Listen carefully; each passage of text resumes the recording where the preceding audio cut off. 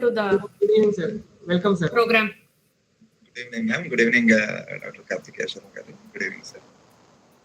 Good evening, ma'am. Sir, Dr. Sudarshana Deepa ma'am is here.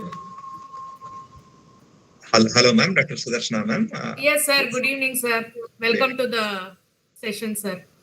Thank He is the president of IAC of our institute, sir. Thank you.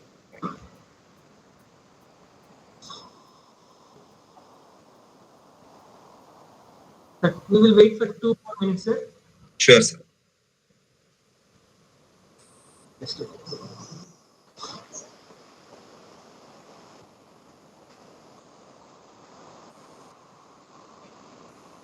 Sir, are you in a classroom or are all the students joining from in a conference room, sir? No, sir. They are joining from different places. Like They're joining from different places. Okay, sir. And outside our institute also, some of those students are joining. Okay, sir. Okay. Research scholars, faculty members, students. So Okay. everybody. Yes, 2 more minutes, sir. Sure, sir. Sure, sir.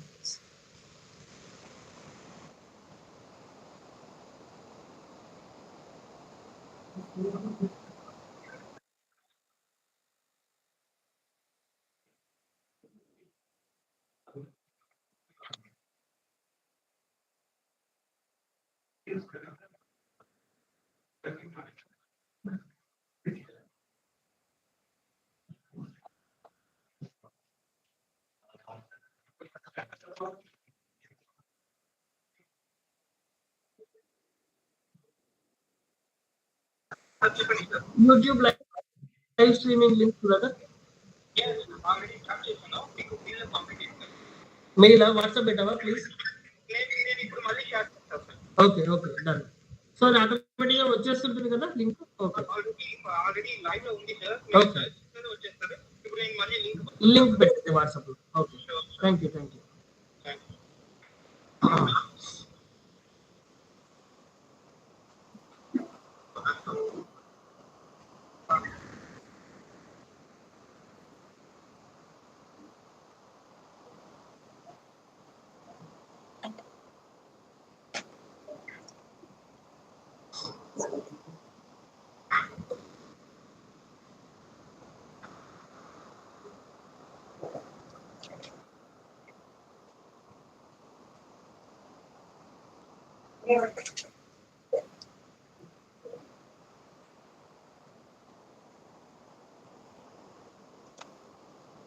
Teja పర్లేదు తేజ, నేను ఒక చిన్న session లో ఉన్నాను తేజ, నేను మళ్ళీ చేయనా?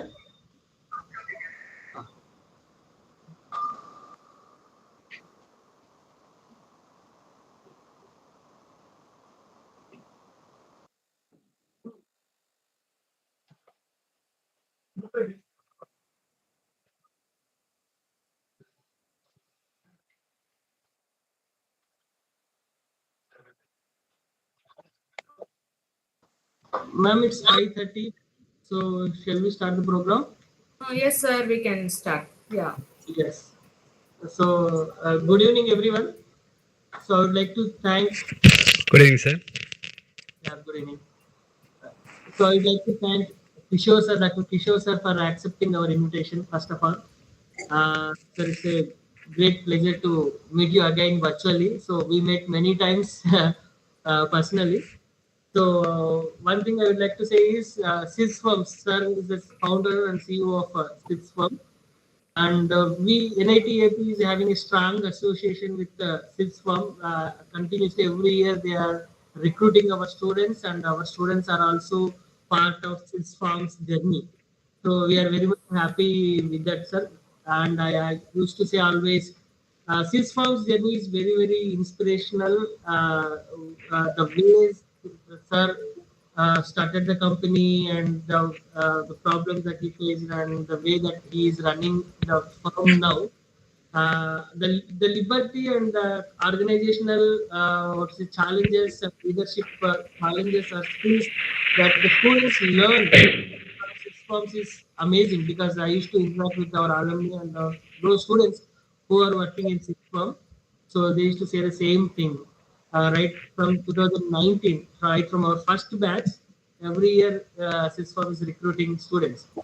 So such a great association NIT AP and SysForm is having. So first of all, I thank you very much, sir, and I hope this journey will continue long many more years. Uh, so, good evening, everyone. I welcome everybody for this session, great session, and I'm very sure that you're all going to get many points from this inspiring session. Now, I request Dr. Sudarsana Deepa ma'am to just give an overview of our institution's innovation council. So later on, we will proceed with our Kishore sir's session. Ma'am, over to you, please.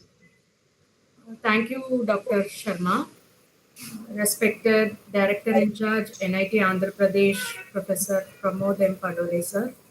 Registrar in Charge, Dr. Dinesh P. Shankar Reddy, sir. Dean, Research and Consultancy, IIC Patron, Professor Ravi Kiran Shastri, sir. And Founder, CEO, Sid Farms, Dr. Kishore Indupuri, sir. Faculty members and students. Good evening to one and all gathered here in this Google Meet and YouTube live stream platform.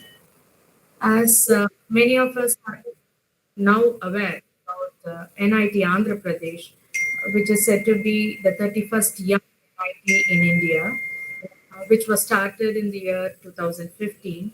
And IAC was started in this institute in the year 2015. This institute has been supporting innovation, incubation, and startup activities by conducting several ideathons, hackathons, startup presentations, and competitions to make the ideas work for commercialization. Apart from that, today we also had a annual progress meet launch from the Ministry of Innovation. Uh, they stated infrastructure creation is very easy rather than creating the mindset among young students. So, some of the programs which the IASC has given us as calendar activities are designed in such a way to create mindset for innovation, incubation, and startup for young students. Okay, so in that direction, we have planned a session with our founder CEO Sid Farms, Dr. Kishore Induri, to make our students and faculty members as audience which we have now to make them more vibrant to become as future entrepreneurs. Thank you, sir. Thank you for your valuable presence. And now the session is over to you, sir. Thank you. Now, Thank you. Now I request Dr. Pratyusha to say a few words of introduction about the speaker. Thank you. Good evening, everyone. I take the privilege to introduce Dr. Kishore Indupuri, who is the founder and managing director at Six Farm Private Limited. After getting his bachelor's degree from IIT Kharagpur, Dr. Kishore moved to the US to get a master's and PhD in polymer science and engineering from University of Massachusetts Amherst. He then started his corporate career at Intel Corporation in Chandler, Arizona, working in various roles as quality and reliability engineer, senior process engineer, and senior materials engineer for a period of around 6 years. After that, Dr. Kishore moved back to India to pursue his entrepreneurial path. Dr. Kishore started Sits Farm with a mission to provide pure, unadulterated milk to families around him. Starting from a small dairy farm in 2013 on the outskirts of Hyderabad, supplying milk to a few families, Sits Farm is now a 250 plus strong team that serves 20,000 households daily and impacts 2,000 plus farmers. Sir, we are delighted to have you here. Thank you very much, Dr. Pratyusha ma'am, for your kind introduction. Thank you, Dr. Karthikeya Sharma sir. Thank you, Dr. Sudarshana Deepa ma'am. It was always a very nice feeling coming to NIT AP. I think this is my first time interacting virtually always great hospitality from Dr. Kartikeya sir, whenever we came. So always grateful and thankful for that, sir. Thank you very much, sir.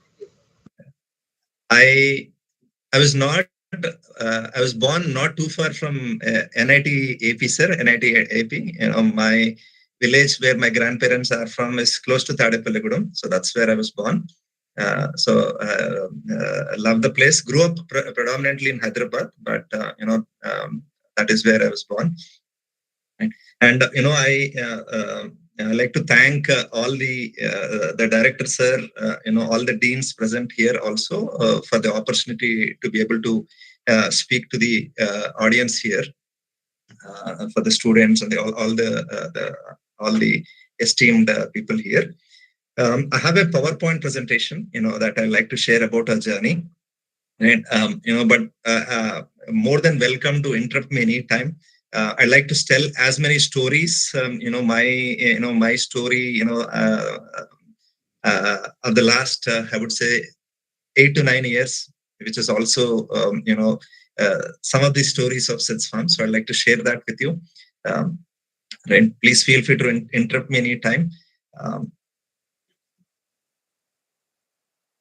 So give me one moment while I share my screen.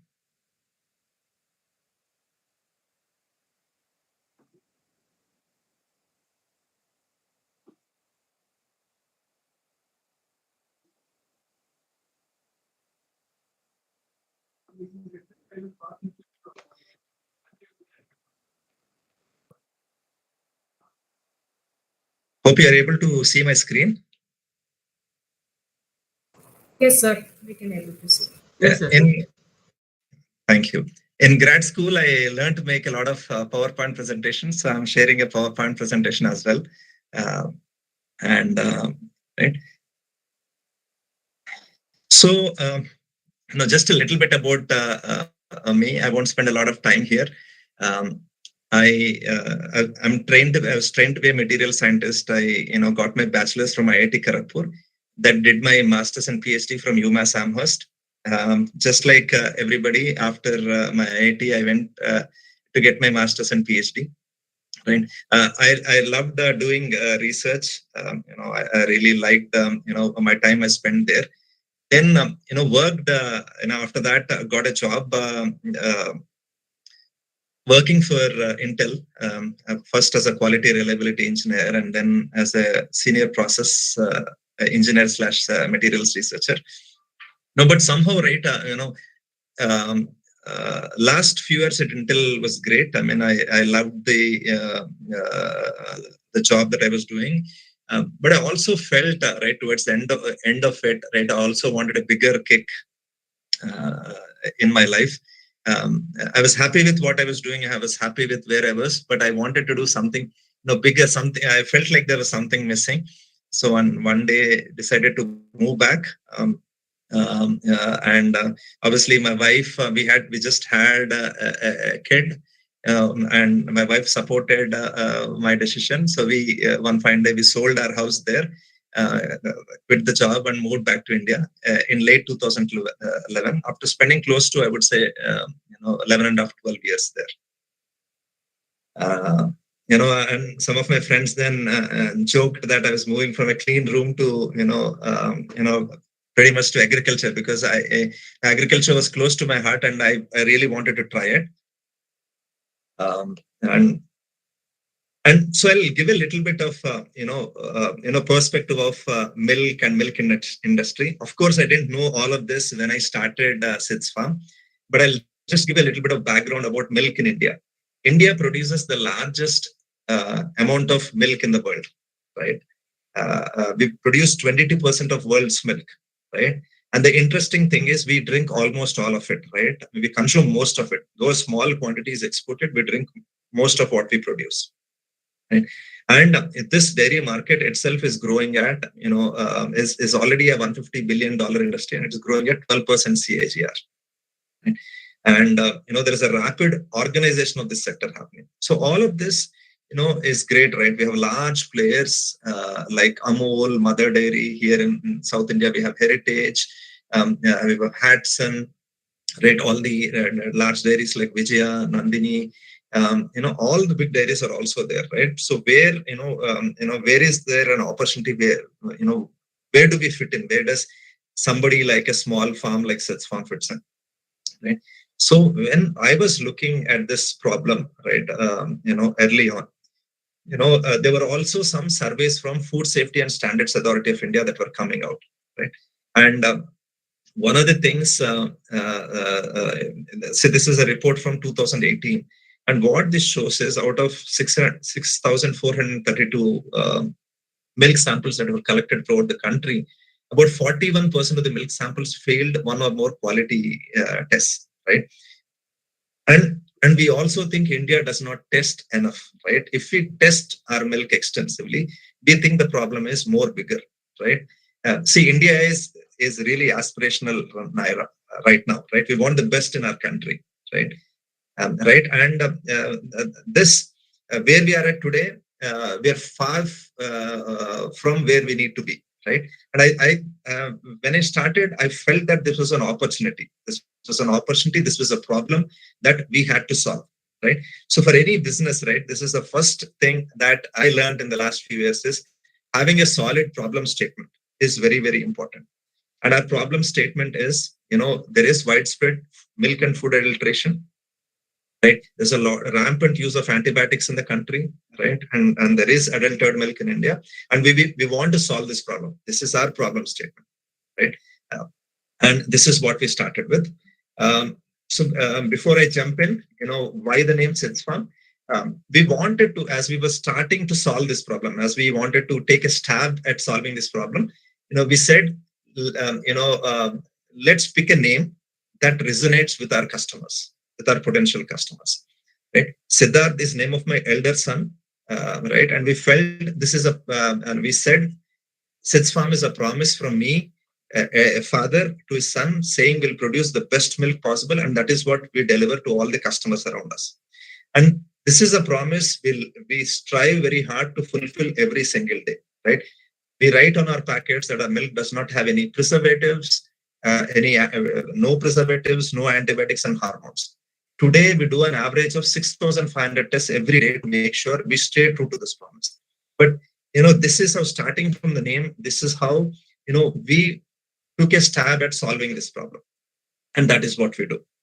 I jumped into solution statement, but, this is a problem that we identified, and that is what we worked on solving. And of course, I didn't know all of this, right? Initially, I thought, okay, we'll start a dairy farm. So leased a farm on the outskirts of Hyderabad. Went to Coimbatore and bought our first set of 20 cows. This was early 2013, our first farm. And of course, a lot of people said, this is crazy, this is difficult. You should not be doing this, because I don't have any core competency in agriculture. And also, though my grandparents were, agriculturists and did agriculture, my father was an engineer. I never, worked on hands-on and never worked hands-on with agriculture before. So there are a lot of unknowns, but this excited me, right? I wanted to try this. I wanted to do it, and jumped into it, right? And till I got into it, I really did not understand what it is to do dairy farming, right? But quickly, within few months, this set in, right? I figured that, oh my God, this is not what I imagined it to be. I mean, I'm not saying that I imagined it differently. I didn't have any imagination then, right? Though I went and visited dairy farms, I did a little bit of research. I visited multiple farms. I did that research. I read books, but see, doing it practically was definitely completely different than whatever reading, researching. So first thing, milk is 365 days in a year. Now cows and buffaloes have to be milked 2 times a day, no matter what, right? And you'll have labor issues, people not, wanting to milk on a certain day, animal health and productivity issues, all that issues are there. On top of that, when we started, right, we were getting abnormally low rates for our cow milk, right? We went to the market, all we were getting was 13 to 15 rupees per liter in the bulk market. Then decided that, we have to sell milk on our own to survive. So even before D2C, direct to consumer or business to consumer became a buzzword, we started to do it because, that was the only way we could survive.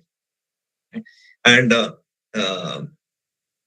the March 1st, 2013, we started selling our milk direct to customers. So our day would start at 4 in the morning.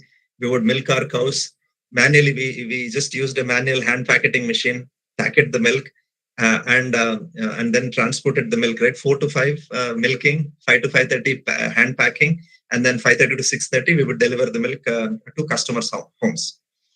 And then the 4 in the morning became 3:30, 3:30 became 3, 2:30. At one point we were waking up at 1:30 in the morning just so that we can reach the milk.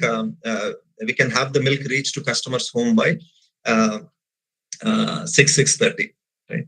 Then said, okay, what can we do to solve this problem? Because then we invested in an automatic packaging machine. Right. That was the first step. Right. One more step that we took was we had first a hand packing machine, then we moved to a foot operated packing machine that increased the speed a little bit, then an automatic packaging machine, and then we said, this is not sufficient. That's then we started to understand what it is to do processing of milk. Right. Till then it was just in our minds, it was just a dairy farm. Right. Then I started to read a little bit about what it is to do dairy processing, and then we invested in a mini pasteurization facility. Any questions till now? I think all the audience is really silent.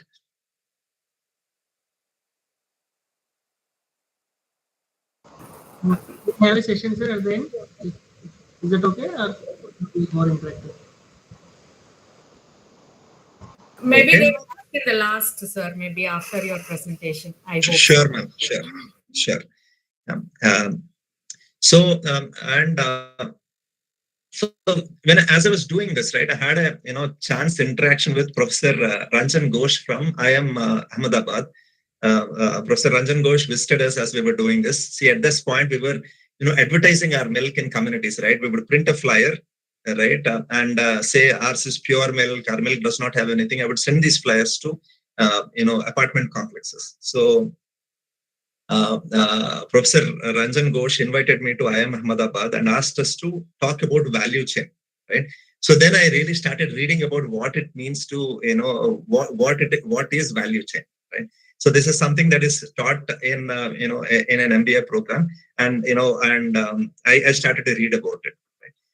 So this essentially value chain is, what are you doing, right? And understanding each of those aspects in a little bit more detail.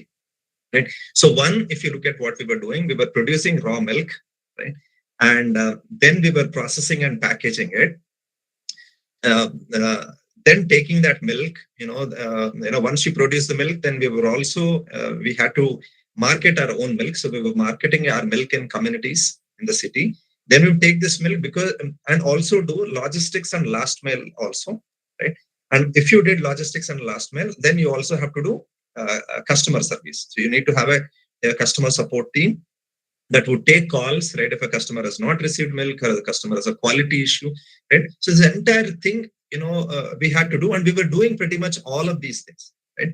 So if you look at it, right, if you compare this to what other dairy industries is doing, production of raw milk itself is one big, segment, I would say. Then typically, most dairies do processing and packaging of milk, followed by marketing. And most people did not do logistics, last mile, and customer service themselves. So we were doing these three things. All these things we were doing, right, in order to survive as a brand. Then we started paying attention and said, what do we focus on most, right? Where should we spend our next energy of our next 5 years? What will give us the most value add? And then we said, right now, we are producing our own milk. Can we have somebody else also produce our milk? In addition to our own farm, we said, can we get milk from a farmer? And then how do we know it is pure or it is good? Right? Whatever we are telling our customers, the milk from our farm, how can we tell our customer that it is the same quality milk? Right? And so we started understanding this first one a little bit more closely, right? Then we also we felt processing was absolutely important. So we raised a bank loan, and we started building a new processing facility. Okay. So then, see, as I said, right, even when we were doing our own dairy farm, customers would come back and ask us, right, Kishore, you're not at the dairy farm all 24 hours. How can you be sure that your for example, your person in the farm is not giving an injection without you knowing about it, right? Or how can you know? How can you tell me that there is no water added, right? If you're there, maybe nobody is adding water. But when you're not there at the farm, how can you tell me that there is no water mixed with milk? So we knew testing was very, very important. We figured mainly because we were listening to our customer, right? Right. We had, customers were asking these questions, right? And so we had to solve this problem. See, in today's presentation, I want to impress on all of you, right? This one thing, right? A business is all about, solving a particular problem, right? How do you solve a particular problem that is posed, right? And that, we're constantly getting questions about this, and we said we will figure this out. We'll figure out a solution for this. That is when we said, what is out there outside, right? Let me come back. So first, we looked in the market to see, what is available, right? We found that there were National Dairy Development Board was selling some test kits in the market, right? Each test kit costed us 4,200 rupees. This test kit would test for urea, sugar, salt, and few other basic tests, right? We bought this kit and we started using this kit quite a bit. And then we started testing more and more, and this 4,200 rupees test kit would get over in one day. Then we thought, okay, this is becoming too expensive. Now let's try to understand, why does adulteration happen, and how is this testing kit helpful? Right? So we sat on this problem, and so when we started to write down, figure out what we are understanding. So we were able to put this in three buckets. One, farmer is not getting paid properly, right? So and there are malpractices in farmer pricing. So what farmer thinks is, anyway, nobody is testing our milk. Now, why don't I add something to thicken the milk? Today, throughout India, the one machine that is used is a basic ultrasound machine that detects how much fat is there in milk and how much solids, how much SNF is there in milk, solids, not fat, right? So this is a primary tool that is used to detect, how much fat and how much SNF, and farmer is paid on the basis of that. This is the only testing that predominantly happens today in India, right? So farmers have said, okay, this machine is testing for how thick the milk is, right? Now, if I add some sugar to it, right? Nobody will be able to pick it up. Cheap salt is 8 rupees a kg, right? When I add salt to milk, nobody will be able to figure out. So these adulterants or thickeners have started getting into milk, right? So common thickeners are sugar, salt, urea, right? Cheap milk powder. All these can get added to milk, right? So we said we have to test for all of these things, right? We have to test for any thicker, anything other than milk. Anything other than milk solids should not be present in milk, right? So how? We said we have to detect these. Next, what happens, right? See, milk, nature designed milk to be had immediately. We drink it later, right? So if you leave milk outside, just like milk is food for us, milk is also food for bacteria. So bacteria attack milk and milk will get spoiled, right? Milk will become, sourness of milk is increased. We'll say, दूध खट्टा हो जा रहा है, पालू पुल्लगा पे इरिगिपोताई, right? So people have said, okay, and the only good way of preserving milk is with chilling it. If milk gets chilled, milk will not get spoiled, right? But people have said, instead of creating that infrastructure, chilling infrastructure, people have started adding preservatives like hydrogen peroxide, caustic soda, baking soda, formalin. So then we figured we have to test for these. And the third thing that we were able to figure out is, see, for example, we fall sick, right? We first, if we get fever, we probably first take a paracetamol, right? If the fever does not subside, doctor might prescribe us an antibiotic, right? Same thing for a cow or a buffalo, right? Except that humans are 50 to 100 kgs in weight. Your cows and buffaloes weigh anywhere from 300 to 600 kgs in weight. Same class of antibiotics are given, right? Both to humans as well as your animals, right? But the bottle of injection clearly says if you give this injection to a cow, right, you're not supposed to drink this milk for the next 5 to 7 days. But this is not practiced, right? Even when an animal is given injection, that milk gets mixed with regular milk. So we felt like it's antibiotic and hormone usage, right? One separation has to be done, right? But we have to be able to detect, right? How do we know if you don't test? So we said this testing also has to happen. So I said, if you can pick these three things, right? First, if you can screen for thickeners and thickeners, then preservatives, then antibiotics and hormones, we believe a small Indian farmer already produces the best milk if we can solve these three issues. And that is what we started to focus on, right? So as whatever I said in a lot of text, right, I put it here. Thickeners like sugar, salt, urea, starch should not be present, right? And we've started to develop reagents, right? That can test these every day. Preservatives like hydrogen peroxide, baking soda, and caustic soda get into milk. How do we test for these so these don't come into milk? Then antibiotic testing, tetracyclines, beta-lactams, and sulfonamides, right? This is a strip-based testing that shows you whether the particular antibiotic is given or not. This is a control line. This is a line that indicates this is a line that is used to detect tetracyclines, this one for beta-lactams and sulfonamides. In this particular example, you've seen 2 lines are missing. Line goes missing means both a beta-lactam class of antibiotics as well as a sulfonamide class of antibiotics have been given. Then we use HPLC to detect oxytocin present in milk. Right? So we said, we figured out that, if we can test for these, we can promise our customers, we can, that they are getting the best possible milk from us. And that is what we do. Right? So, okay, so we figured out how to give the best possible milk, but we are a new brand, right? How will customers know about us? Right? And we started with going to communities. We started doing taste your milk sessions, then milk testing demonstrations, because this was how we could prove to our customers that our milk is good. It is not just only talk, right? We started doing flyers in communities, then farm events, right? We had Shivam, he was from NIT Calicut. Shivam introduced that why don't we do camping sessions at the farm, right? And that is how we've started doing camp, sessions a lot more aggressively at the farm, right?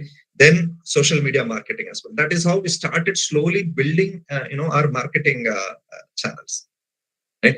And we started to do a lot of agrotourism. This was initial years of our agrotourism, where we would actually bring schools, parents, kids to the farm, show them what it is to milk a cow, explain them a little bit of concepts, show them our, packaging, give them a bullock cart ride, give them an entire field, show the entire process in a transparent manner. Right? And we started doing this in a little bit more, focused way. Once we built a new facility, once we built our new farm, these are pictures, our customers milking, a cow. This is university students coming and visiting us, the entire thing end to end, right? Every Saturday we do an open house where we invite customers to come look at how we do things, right? Starting from milking a cow, how do we grow grasses, right? How our farmers do it. Then a 30 to 40 minute demonstration of our, of our lab where we do all the testing, then our processing facility, everything is shown to our customer in a transparent manner. And as I said, right, so initially I showed you, how we started with the dairy farm, then we started onboarding farmers, right? We solved the long-term production problem, but we also introduced testing because we wanted to be sure that every can of milk is good, right? So we introduced testing. Then we built a processing facility that can multiply our volumes. The next important thing is not only it is important to produce good milk and test, it is also important to be able to market and also do home delivery and home delivery of this milk, right? Right. So initially we worked with a SaaS software called Daily Orders, where we would service our customers over that. Eventually, we felt that we need our own tech, so that we understand, we can look at the data a lot more closely. So we introduced our own SitsFarm app for tracking daily deliveries and also collecting payments from our customers on a prepaid basis.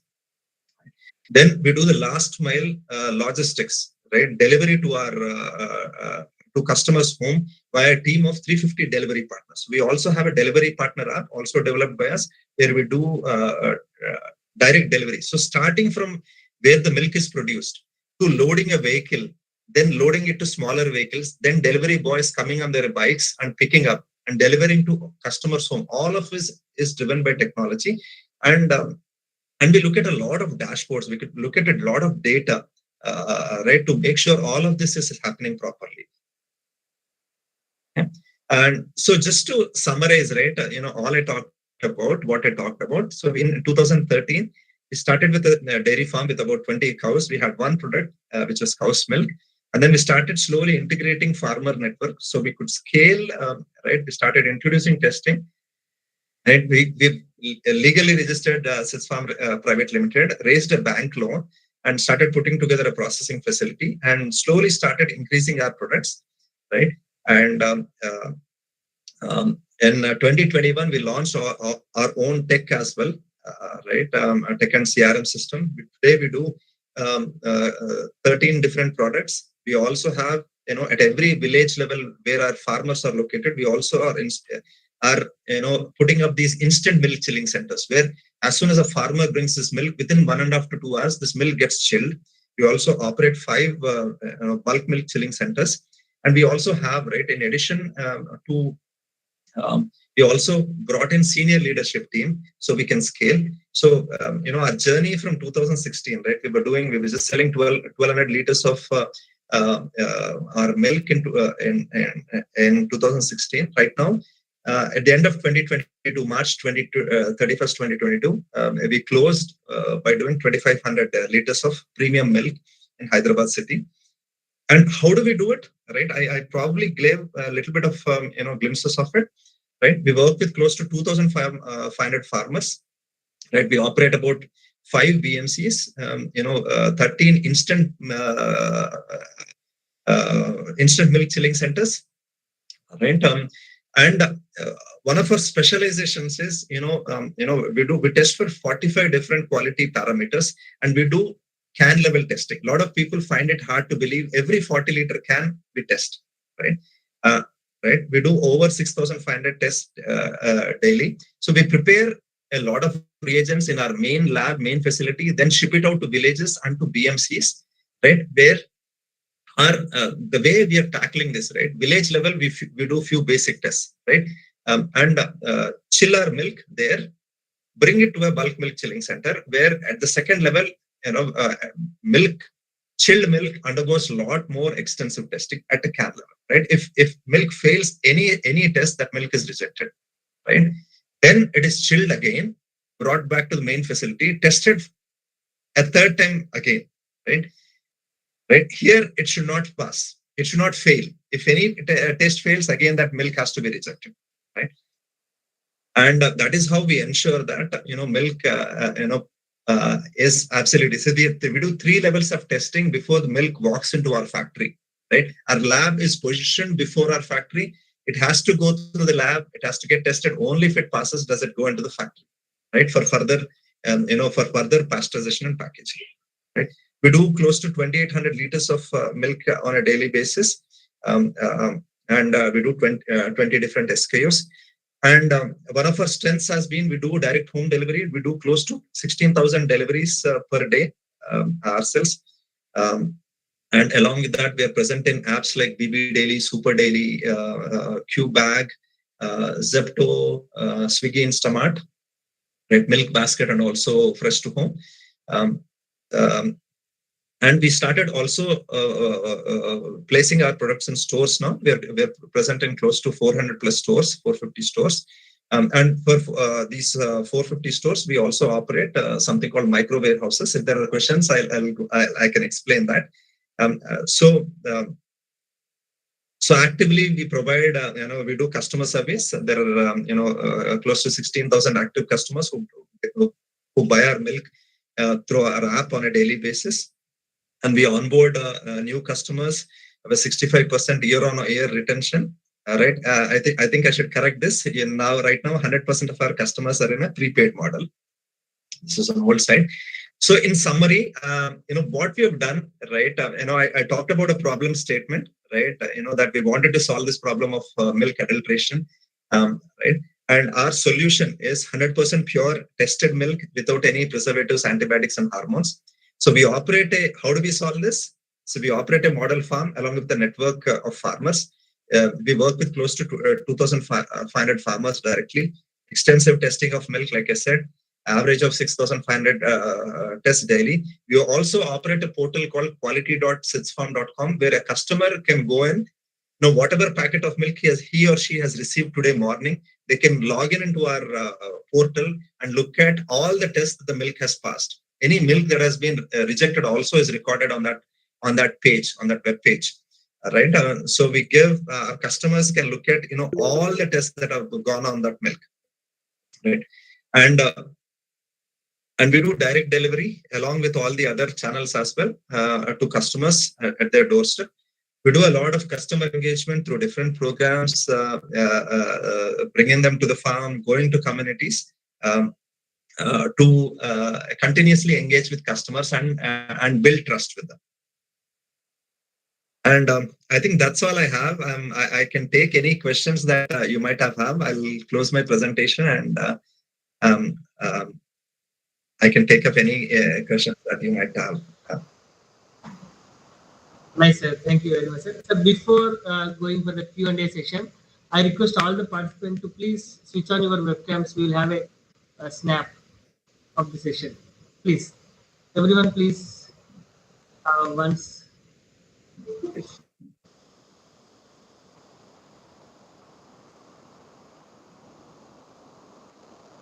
Kindly switch on your webcams. We'll have a snap once.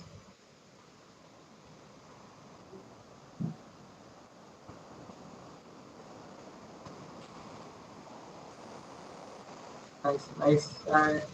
Few more to just switch on your videos, please. Okay, anyway, thank you. Thank you very much. Sir, I would like to start the Q&A session with my question first.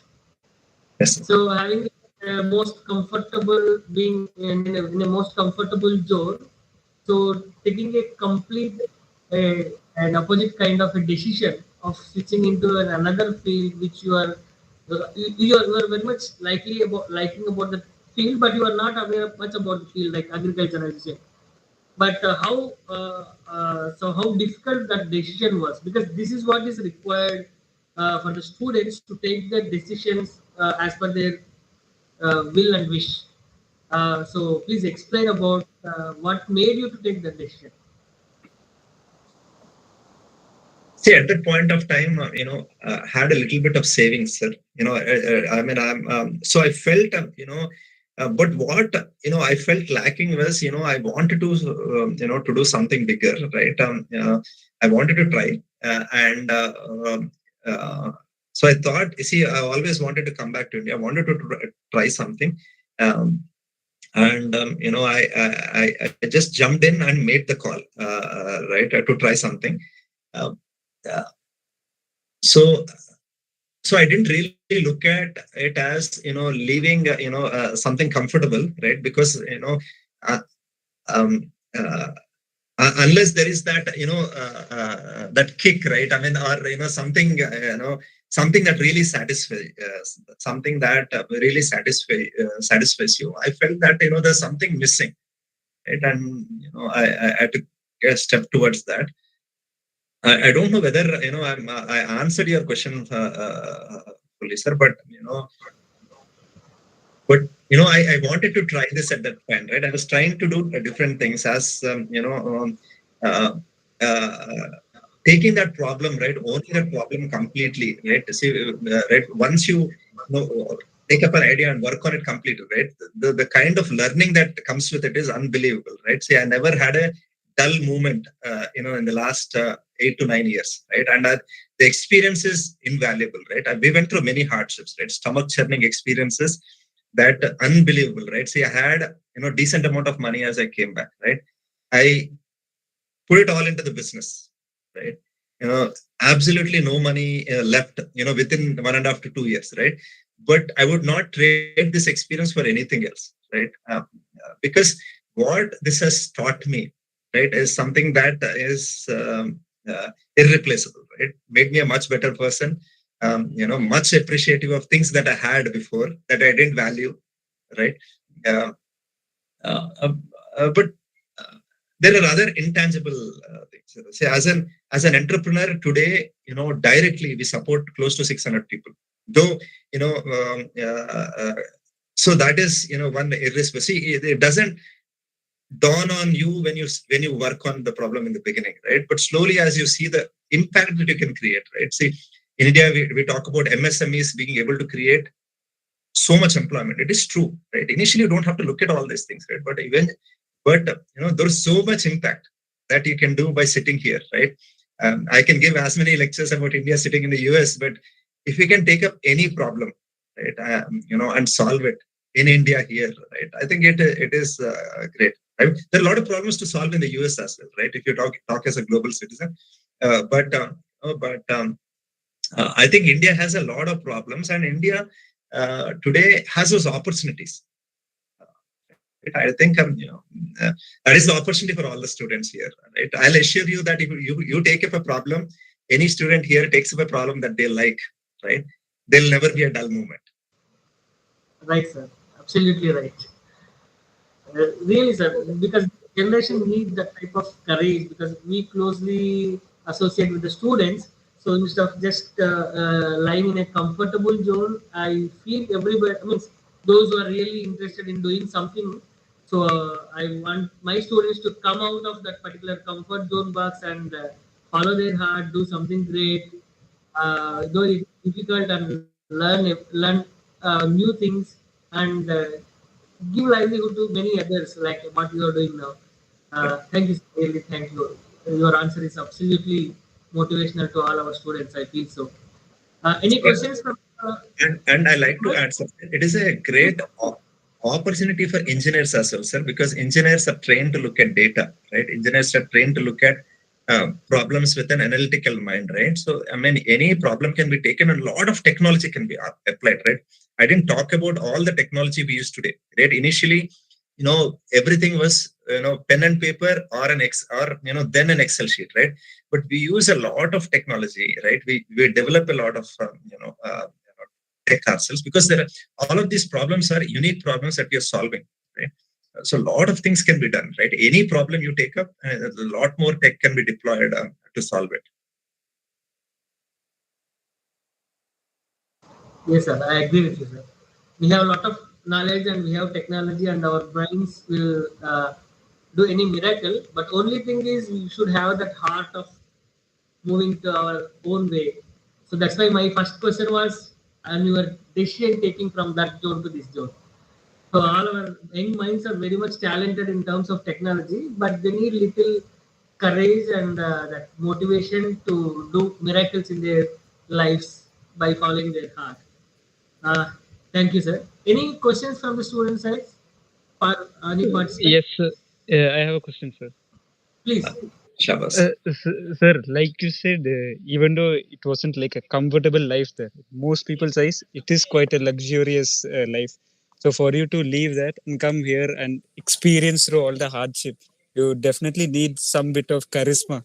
So how did you like develop that charisma, or from where did you get it, sir? Shabad, I'm the most fearful person that you'll find. See, I think when you just do it, right, and you keep pushing it, right. See, I'm sure getting into NIT has not been easy, right? I mean, a A lot of people don't get into NIT, right? You guys got into NIT, right? Yes, sir. See, Yes, sir. I got into IIT in my second attempt. I didn't get it in my first attempt, but I fought.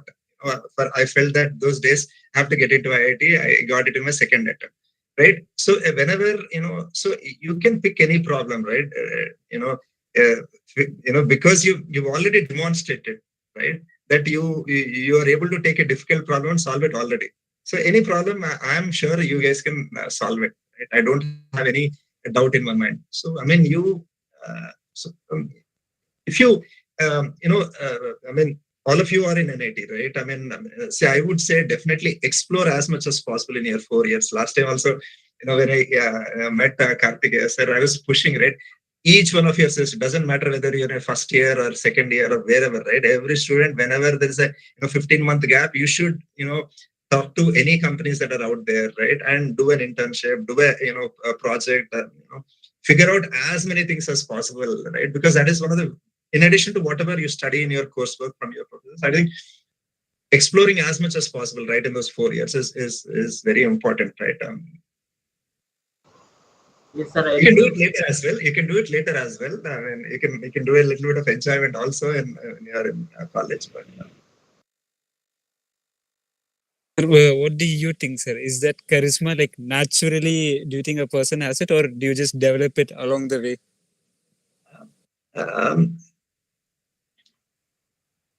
um, I think all of us have it, Shabas. All of us have it, I think, right? As I said, um, my thing was never give up, right? I mean, you just keep doing it, right? If you believe in something, a lot of people said, this is crazy, right? Lord, whatever I was doing, I didn't really care. I didn't really, maybe I was a little egoistic then. Now I'm a little better person, I would say. Now I listen to a lot more to what people say. But my only thing is I kept pushing, right? There was a lot of times when I would have just quit, but said, karte hain, or push karte hain. And then I think it opens up, right? I think you stay on something and keep pushing it, it'll happen. Right now, see, and I'm grateful, right now I have a wonderful team that is helping me. I whatever now what we're able to do is what the team is driving. I have some great guys sitting, right? NIT AP has given some few great people who pushed us, right? Initially it is you, then people come and whatever you're doing, people will see it and come and do it. Yes, sir. Thank you, sir. You just have to like the problem, right? The problem has to push you. Sir, I have a small question. Please, please.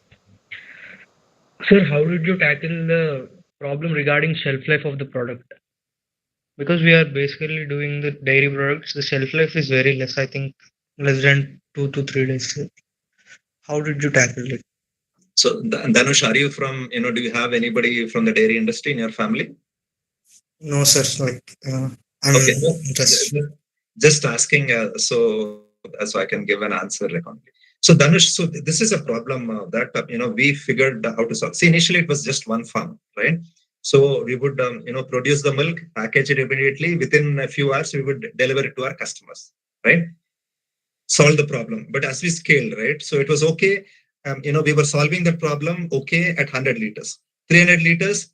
Time was increasing. It was taking a lot longer to finish milking the cows, then packaging it. Then we said, we have to invest in a mini pasteurization facility. So see what we figured, right? See now, as I said, I never knew the thing of milk, right? The most important thing in milk is chill milk on time. If you chill milk on time, you don't need to do anything to milk. You don't need to add any preservative. You don't need. If you chill milk, right? If you take good milk, right? Take a healthy cow. Give it a good, if it gets a good bath, if it is hygienically taken care of, take the milk, chill it on time. Milk is perfect. Milk will stay even for 10 days without any issues. And once we figured out, now how do we make this happen? How do we have our farmers do this? How do we create systems so the farmers are also doing this? How do you track it? What is the parameter that we will track every day to make sure this is being followed? Right? Now you can systematically solve it. Identify, right, what we need to solve, and then drive it with data every day. Right? That is what our team of procurement people, our team of extension officers who work with farmers, who work in the villages, do this every day. Yes, sir. Himanshu, I saw you raised your hand. Himanshu, do you have a question? Yes, sir. Please. Sir, my question is that in the very early stage when you were exploring, there might have been a lot of idea came up in your mind. So, what made you choose dairy farming only? Okay. So I was exploring few other work to also take care of. So I was trying two or three things, right? And but then there came a time when I had to, I felt like, I had to quit and make a call, right? And two things that came closer were either I pushed my education venture that I was doing or the dairy farm. But something pulled me towards dairy, and I dropped my education venture because you can only do one thing properly. So Your voice is Yeah, good. yeah. Sir, now, sir. I Yeah, can go hear ahead. you. Yeah, yeah, sir. What type of cows you are using, sir, for milking? So we have all sorts of cows, Navant. So at our Okay, farm we have both desi cows. So we sell okay, everything. See, one of the differentiators we have is we have regular cow milk, which is produced by crossbred cows. We also sell desi cow milk, right, from Girs and Sahivals, that we sell separately. That is sold at a higher price. We buffalo milk separately, and we sell also the byproducts also separately. We make cow ghee separately, buffalo ghee separately. We do cow curd separately, buffalo curd separately. We do differentiated traditional products. So we have all of these variants. oh, okay, sir. Price of the 1 liter. Uh, Price. so price varies from 80 to 100 rupees now per liter. Okay. So So we how are we can? 25% more expensive than other brands. So Okay, but even though you are conducting some events, flyers, etc., etc., so how yeah. can you fix that 80 to 100 rupees only for 1 liter? You're saying it is low or high, is Navant? I think low, sir. So, so if you increase your price, Navant, problem is the number of customers will also go down. So, you have to do this also efficiently, right? So, Right. So it took us this much amount of time to grow here, and price is definitely a role to play. yeah, of course, but you are spending a lot of money, and Yes. it will get come back to after 5 years also maybe. Right. Right. Yeah, It takes not. longer in, Yeah, in sectors like dairy. Um, um, yeah. no, see, but And yeah. Please. no, yeah, continue. Yeah. So say price is definitely important, right? I mean, say if you, if you increase, if you have a very large price, customers also won't be able to afford it. So the right pricing is also important, right? Right pricing is also important. So a lot more customers adopt it, right? So we are already operate in the premium milk space. See, Hyderabad, as an example, consumes 30 lakh liters of milk, right? Out of that, right, we think premium milk is about 10%, right? So, which is 3 lakh liters. Out of that, we are just doing 1%, right? Our goal is to hit that 3 lakh liters because then efficiencies also come, right? Efficiencies in transportation, efficiencies in manufacturing, all of that come. So, all of is important to not load up your customers, right? So then not many people will be able to afford. Yeah, right, sir. And 3 years back, I asked some microbiologist how to evaluate the milk which is getting purely or not. They Yeah, are not saying anything. yeah, But after listening your information, you are conducting about 43 tests. yeah. You can Can anytime you are welcome to come visit our lab. Every Saturday we are open. I personally spend about 30 to 40 minutes explaining to our customers or any visitors that come. All the different tests. We also have our customers are kids do these experiments. So we're more than happy to show you the tests that we do on milk. yeah. And that too, in olden days, we trust only for the surrounding people, and we will get that milk by nearby. Yeah. But you are using the technologies, and I belong the communities. That's a very good thing, sir. Thank you very much for your. This is what we can solve, right? See, a lot of people, when we start the business, right, a lot of people ask, you've studied all this, right? You've done this, went to the US, you studied this. What is the use of all this study? This is the use of it, right? Because see, nothing ever goes waste in life, right? See, education is all about, how do you effectively solve a problem, right? This is what we said. This is how we figured out to solve this problem. Yeah, thank you, Yes, sir. Thank I you. will go with the queue. Mohit, do you have a question?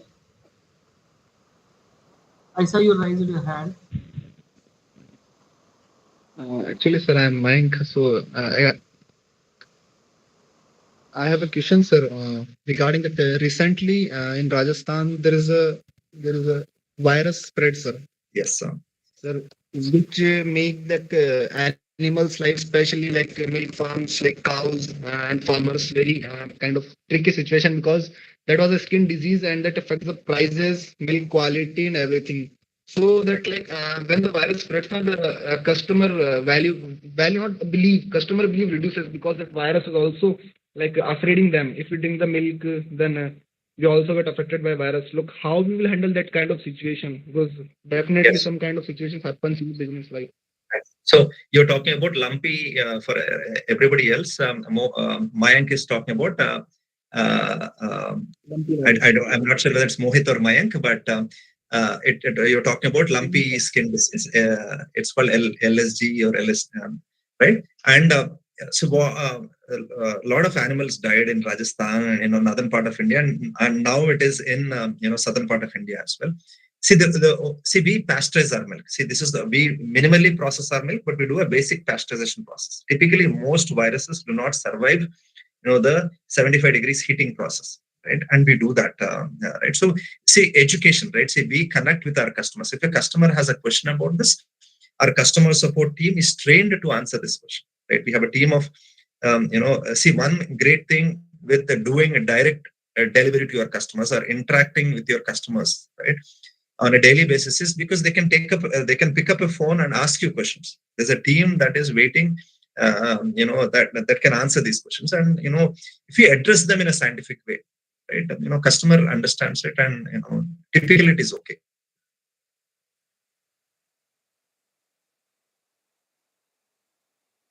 Thank you, sir. Balaji?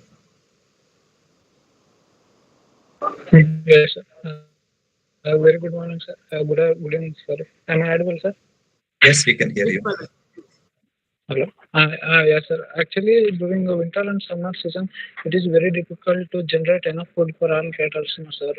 So the grass won't grow very quickly. So during that situation, will you handle the entire cattle, sir? So how will you solve the problem of grass production, right? Yes, sir. Yes, sir. Balaji, so typically, we are in Hyderabad, right? So typically, I'll tell you how we solve the problem, right? This problem won't, every solution, every region will have a different way of solving it, right? Here, what we have done was we've leased out land, in multiple locations. So we have enough land where we can grow grass, and a Varshadara Mida, just based on race, we actually grow a lot more grass than we need, and we stock enough grass here, right? So that way, we personally at our farm, we solve the problem of we produce a little bit more, right? We have more acreage of grass growing operation, and whenever we don't need it, we sell it to others, right? Whatever we don't need. That is how we solve the problem. See, and also, as I said, we also work with a lot of farmers, right? Farmers typically know how to figure, a farmer knows how to solve this problem, right? They take the animals for grazing, they grow a little bit of super napier and focus grasses. Farmers typically have figured out a way of solving this grass problem. Did I answer your question properly, or looking for a very specific insight? Yes, sir. Actually, farmers means if they are maintaining one or two cattle means they can handle this. If it is a dairy industry of around 100 cows means it's difficult to graze in open field, no, sir. Yeah, so difficult to graze, but you can always produce more, right? See, for example, we've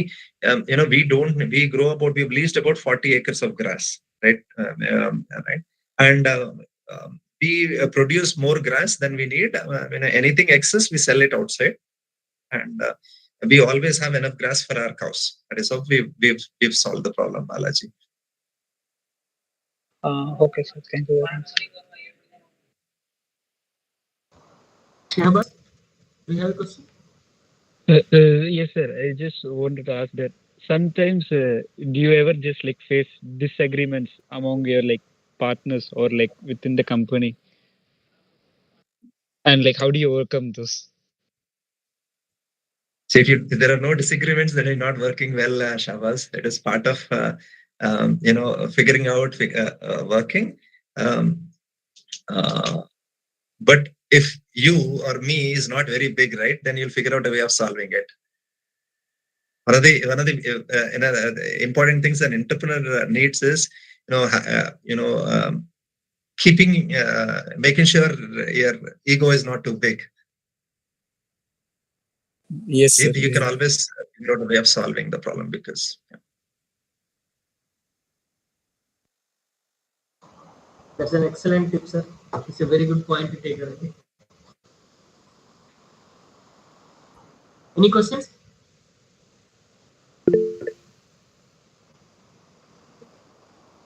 Himanshu, please. Hello, sir. Hi, Himanshu. Sir, I wanted to ask a question that for like suppose that if we are paying someone, how can we know that we are paying them the right amount according to the work that is given? We will figure it out, Himanshu. Right? See, I also didn't know the answers to these questions, right? Just now Balaji was asking me, see, initially, I'll tell you small examples, right? When we fell short of grass in the early days, we would buy grass from neighboring farmers, right? And almost, at least few times I overpaid. I overpaid by quite a bit because I didn't know. People looked at me as a crazy NRI who does not know what he's doing. But you'll figure it out, right? You make few mistakes, but you'll learn and figure it out. And yeah. Thank you, sir. Sir, I have a question. Yes.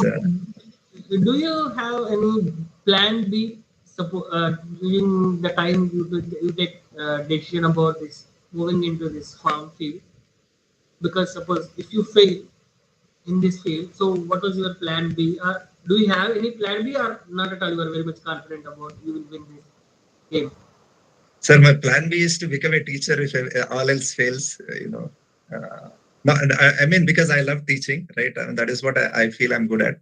Because I take a lot of this thing in. So my plan is to retire as a teacher somewhere. So I think hopefully somebody will employ me if Definitely. You are a very good teacher and very good motivator. I know you personally also. Very nice. Sir. Any further questions? Yes, sir. Yeah, please, Naman. Sir, I heard that cows should be free. We'll get a good milk. Otherwise, if we'll tie or harm them, it will produce sometime poisonous milks. So how we can handling that, sir? Okay. So, Navanta, I'll answer this question. See, we always have an ideal way of solving a problem. Life is never ideal, right? So we always take, we always have to take the right steps towards the right direction, right? That is how every problem is solved, right? Today, as a small farmer or a big farmer, maybe today there are certain practices that you feel can be improved, right? Right. So, but you have to take small baby steps towards a direction, right? So, what I mean by that, right? When we were small, we maybe did not have infrastructure, right, to be able to leave the cows free whenever we want, right? But we slowly created infrastructure. We've created areas, open areas, but also had things where that you can larger area where you can leave off, but you can create a much larger and a bigger fence. So what I'm saying is, when you start something, right, you might not have the perfect solution, but then if your end goal, right, I want to, all my cows, right, and including all my farmer cows, should not be tied, should not be tethered. This is the thing that you want today. You won't be able to get there today itself, right? But you say, I'll put a timeline. I'll say 1 year I'll achieve this. But this is how I'll work towards it. That is how you solve that problem. There are a lot of good to do things, but how you achieve it, right? See, unless you create a path, right? If you have all the money in the world, you can create that solution today. But we don't have all the money in the world, right? So you take one step at a time and solve that. I don't know whether I've answered your question specifically, but hopefully I have. Yes, sir. So, but where And you as an learn, entrepreneur also, right? A lot of people stop because they want to find the perfect solution. There is no perfect yes, solution. There's only step-by-step things that you can do always. yeah, correctly, sir. But where you learn about cow handling? Initially read it from a book, but now there are people helping us. Initially read from a book. I still see. I'm some of the things we do. It is all teamwork, right? If we think, if I as a single person can move it, it is definitely great people, good people who come and help me where we are at. So it is definitely, if I'm speaking on all of their behalf. Yeah, okay, sir. Okay, thank you. Yes, Navya, please. Good evening, sir. Good evening, Yes. sir. Good evening, Navya. Sir, how are you going to tackle the problems like we do not get enough milk when the animals are diseased or due to some other problems? And how are you going to treat them, sir? And how are you going to compensate the reduction in the milk production? Okay. So Navya, so we always keep a buffer, right? So I'll tell you how we solve the problem, right? How we did it before and how we are doing it today. When we started, right?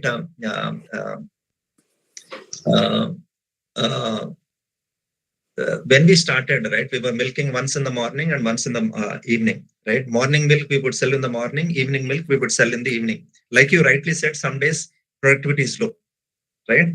But we've already promised our customers that we'll give. Some days we fell short of milk, right? On those days, we came and milked the cows the third time because we didn't have any other solution there, right? We came back at 10, milked, we took the milk back to the customer and gave it to them, right? Right, and that is how we solve the problem. Now we keep a lot of buffer, right? Every day we have buffer of milk. See, because I also said we reject, right? Any single test fail, we reject that milk, right? So we always have to have a buffer, right? So we keep a buffer. Whatever we are not able to use, we sell to other dairies. Okay. Sir, also please permit us to visit your unit once, sir. You're more than welcome, Navya. Please, I mean, we do an open house every Saturday, but let us know. Let us know in advance. We can definitely schedule a visit for you guys. Like how to approach you, sir? I'll leave my email address, Navya. You can just ping me. Dr. Karthikeya sir has my phone number and email, so you guys can approach Karthikeya sir. Thank you, sir. Thank you so much. We will arrange one too, definitely. We have not today enforced only hand or only machine. Yeah, sir. And when you're feeding the grass, how you're evaluating the grass quality? Now, some of them growing with pesticides, or some of growing naturally. So, how you can quality? Okay. So typically grasses, right, do not need. See, one good thing about grass, right, is for most of the grasses that are grown, you don't need to do any pesticides, right? Yes. Because grass is pretty generally wild, right? Not many things attack grass. So that way, it is safe. We do test for aflatoxins, right? So if this is aflatoxins are fungi, right? That can be present, which is not good. So we test for that, right? But typically we've not had any issues that way, right? So if your grass is soaked in water for a long time, then aflatoxins could be there. Right? So we will test for aflatoxins to make sure that is not there.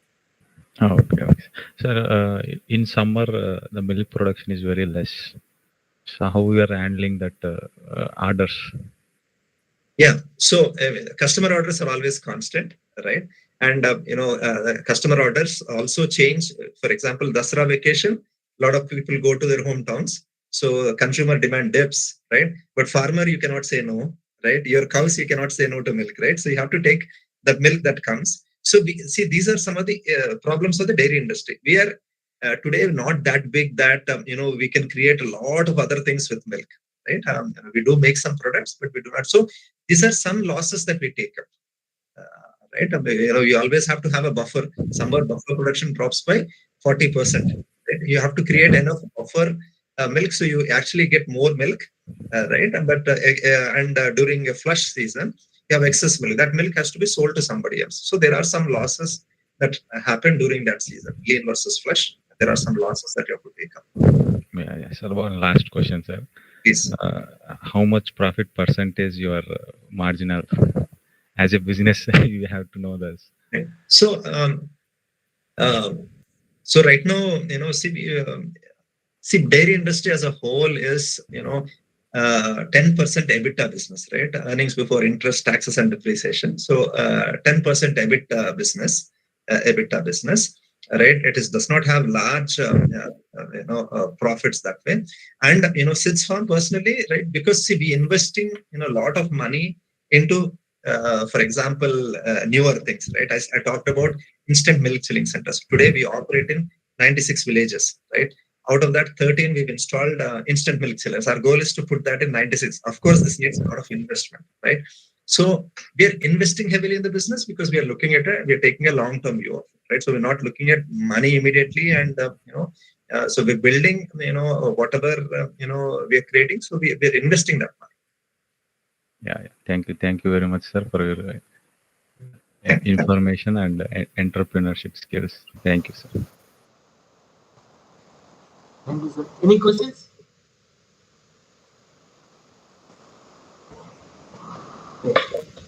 I think so. We are at the end of the session, sir. Sir, first of all, thank you very much for readily accepting my request, our request, for delivering a great inspiring lecture to our students. And I hope everybody got some good amount of takeaway points with this session. And definitely they will remember this session, at least when they face this situation of some decision making in their life, of whether to follow their heart or stay in the same comfort zone. I think definitely they will remember this session, and hopefully they will take a right decision as per their heart. I think so. So I would like to thank our director, NIT Andhra Pradesh Director, Professor Pramod Padole sir, and Registrar Dr. P. Dinesh Shankar Reddy, and Professor GRK Sastry sir, Dane RNC, and Kishore sir, and Sudarsana Deepa ma'am, and all the participants for attending this session and for your patient listening. Thank you very much, Kishore sir. Thank you. Thank you, sir. Thank you for the opportunity, sir. Thank you very much. Hello, sir. Sir. Yeah, Balaji. Sir, one last question, sir. Sir, do you have any plan to expand your business other than Hyderabad location, sir? Yes, Balaji, you're going to Karnataka. Yes, actually, I'm from Bangalore only. I too have. I'm from farmers background, only, sir. Recently, I've done MTech in that college, sir. So I too would like to go take this step. Sure, Balaji. Anything you specifically need? I mean, I'll share my email address. You can write to me. And we can connect and talk, Balaji. Yes, sir. Thank you very much, sir. It seems session is already fruitful, sir.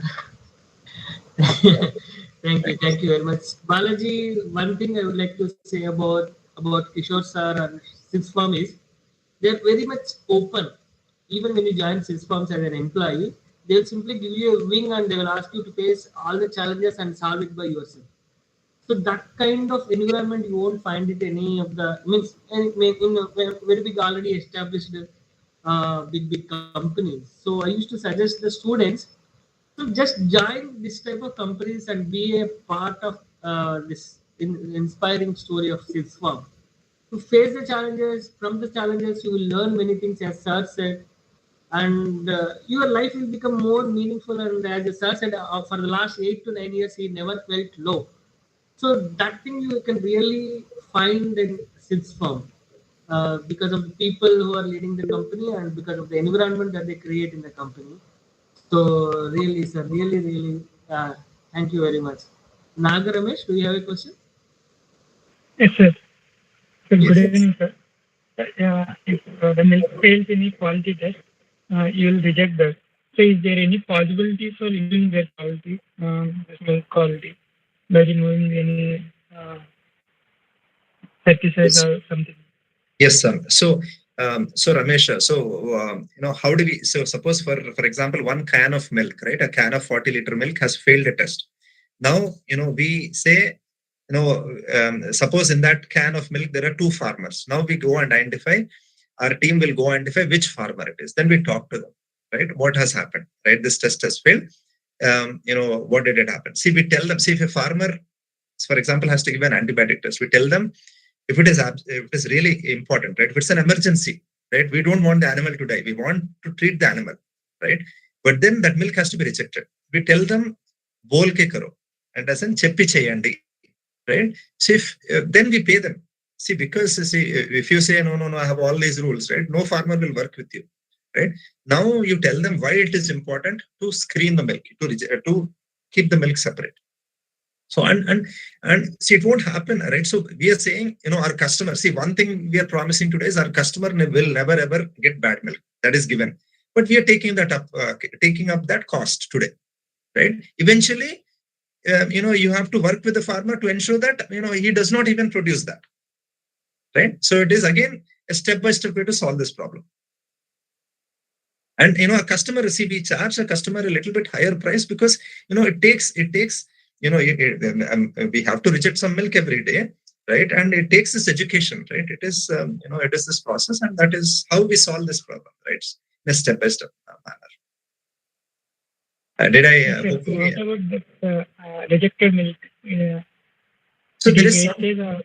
There is some quantity of milk that gets rejected, Ramesh, that gets wasted, that gets rejected for different reasons, right? The milk becomes sour. There is then you cannot use it for any other purpose, right? There's some milk that that goes waste, Ramesh.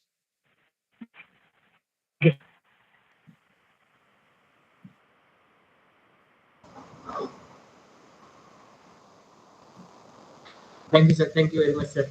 Thank you very much for the session. Nice session. I too have a lot many questions. I will ask you again, sir. It was a very beautiful session. Even after vote of thanks, we got questions, and the people are ready, willing to join or associate with you because it shows that session is fruitful. Thank you, sir. Thank you very much, sir. Thank you. Thank you all. Thank you very much. Thank you. Good night, sir. Bye. Yeah, the participants can leave the session. Thank you. Thank you, sir. Thank you. Thank you, sir.